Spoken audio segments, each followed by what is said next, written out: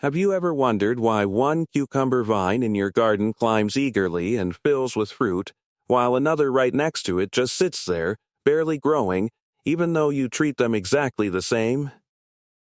The difference often isn't above the soil at all.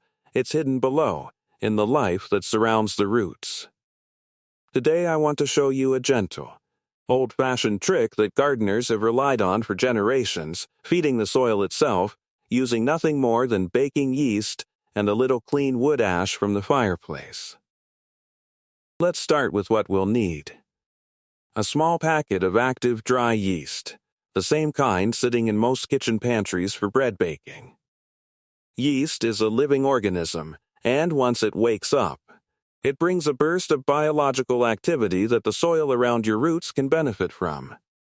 To begin, pour about 1 quart or roughly 1 liter of lukewarm water into a clean jar or bucket. You want it warm to the touch, not hot, somewhere around 95 to 100 degrees Fahrenheit. Sprinkle in 2 teaspoons of the dry yeast and stir it in. Add a tablespoon of plain sugar as well. This gives the yeast a quick source of food so it wakes up faster and works more efficiently. Stir everything together until the sugar has fully dissolved, then set the jar aside somewhere shaded and calm for about 2 hours. During that resting time, the yeast comes back to life. You'll notice small bubbles forming on the surface, and the liquid may take on a slightly different smell. That's a good sign. It means fermentation has started. Give it one more gentle stir before using it, just to even everything out. Now, this mixture is too strong to use straight from the jar. We need to dilute it first so it doesn't shock the roots. Take about half a cup of this yeast mixture and stir it into 1 quart of clean water. This gives us a much gentler solution that the soil can absorb comfortably.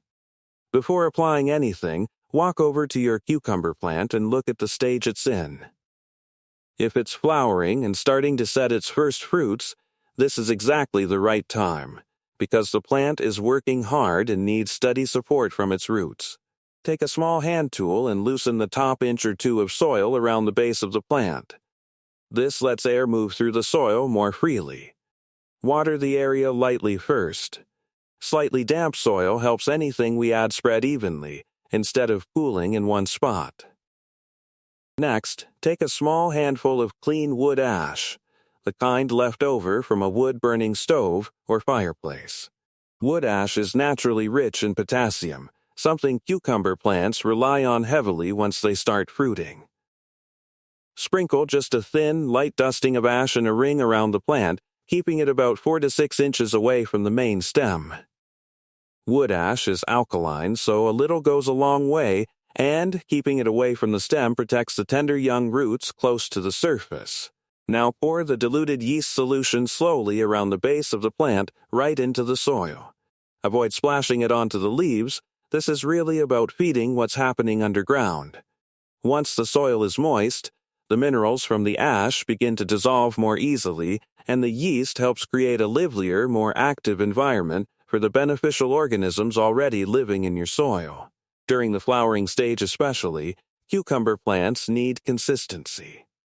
Steady moisture, gentle light, and a healthy root system make all the difference between a plant that struggles and one that thrives.